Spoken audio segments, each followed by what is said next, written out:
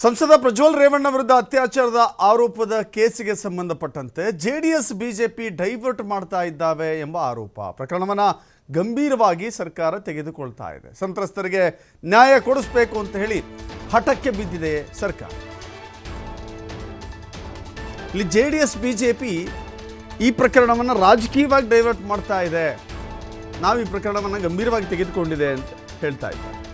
ಸಂತ್ರಸ್ತರಿಗೆ ನ್ಯಾಯ ಕೊಡಿಸಬೇಕು ಎನ್ನುವ ಹಠಕ್ಕೆ ಬಿದ್ದಂತೆ ಸರ್ಕಾರ ಮುಂದಾಗ್ತಾ ಇದೆ. ಪ್ರಜ್ವಲ್ ರೇವಣ್ಣ ಬಂಧನ ಮಾಡಬೇಕು ಅಂತ ಹೇಳಿ SITಗೆ ಸೂಚನೆ ನೀಡಲಾಗಿದೆ. ಈ ಮೂಲಕ JDS BJP ನಾಯಕರಿಗೆ ತಿರುಗೇಟು ಕೊಡಲಿಕ್ಕೆ ಚಿಂತನೆಯನ್ನು ಮಾಡ್ತಾ ಇದೆ. ಪ್ರಕರಣದ ವಾಸ್ತವಾಂಶ ಏನಿದೆ ಅದನ್ನು ತಿರುಚುವ ಕೆಲಸ ಆಗ್ತಾ ಇದೆ. ನಿಜವಾದ ಸಂತ್ರಸ್ತರಿಗೆ ನ್ಯಾಯ ಸಿಗದಂತೆ ಮಾಡಲಾಗ್ತಾ ಇದೆ. ನೂರಾರು ಸಂತ್ರಸ್ತರಿಗೆ ಅನ್ಯಾಯವಾಗುವ ಸಾಧ್ಯತೆ ಇದೆ. ಹೀಗಾಗಿ ಯಾರ ಒತ್ತಡಕ್ಕೂ ಕೂಡ ಮಣಿಯದೆ ಪ್ರಕರಣವನ್ನು ಎನ್ಕ್ವೈರಿ ಮುಂದುವರಿಸಬೇಕು ಅಂತ ಹೇಳಿ ಸರ್ಕಾರ ಸೂಚನೆ ಕೊಟ್ಟಿದೆ.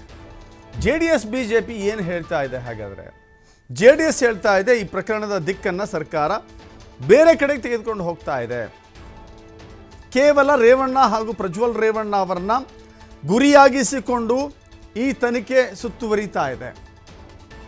ಅದರ ಹೊರತಾಗಿ ವಿಡಿಯೋ ರೆಕಾರ್ಡ್ ಮಾಡಿದವರು ಯಾರು, ವಿಡಿಯೋ ಹಂಚಿದವರು ಯಾರು, ಎಲ್ಲವನ್ನು ಕೂಡ ತನಿಖೆ ಮಾಡೋದು ಬಿಟ್ಟು ಕೇವಲ ರೇವಣ್ಣ ಪ್ರಜ್ವಲ್ ರೇವಣ್ಣ ಇಬ್ಬರನ್ನೇ ಗುರಿಯಾಗಿಸಿಕೊಂಡು ರಾಜಕೀಯವಾಗಿ ಟಾರ್ಗೆಟ್ ಮಾಡಲಾಗ್ತಾ ಇದೆ ಅನ್ನೋದು ಕುಮಾರಸ್ವಾಮಿ ಅವರ ಮಾತು. ಸರ್ಕಾರ ಈಗೇನು ಹೇಳ್ತಾ ಇದೆ? JDS BJP ಪ್ರಕರಣವನ್ನು ಡೈವರ್ಟ್ ಮಾಡೋಕ್ಕೆ ನೋಡ್ತಾ ಇದೆ. ನಿಜವಾದ ಸಂತ್ರಸ್ತರಿಗೆ ನ್ಯಾಯ ಸಿಗುವ ನಿಟ್ಟಿನಲ್ಲಿ ತನಿಖೆ ಮುಂದುವರಿಬೇಕು ಅಂತ ಹೇಳಿ. ಹೀಗಾಗಿ ಇಲ್ಲಿ ಯಾರದ್ದು ರಾಜಕೀಯ, ಯಾರದ್ದು ಡಿವಿಯೇಟಿಂಗ್ ಪಾಲಿಟಿಕ್ಸ್ ಎಲ್ಲವೂ ಕೂಡ ಜನರ ಮುಂದೆ ಇದೆ. ಜನ ಇದನ್ನು ಗಮನಿಸ್ತಾ ಇದ್ದಾರೆ. ಇಲ್ಲಿ ನಡೆಯುವಂಥ ಭರ್ಜರಿ ರಾಜಕೀಯವನ್ನು ಕೂಡ ಗಮನಿಸ್ತಾ ಇದ್ದಾರೆ ಎಲ್ಲ ಪಕ್ಷಗಳಿಂದ.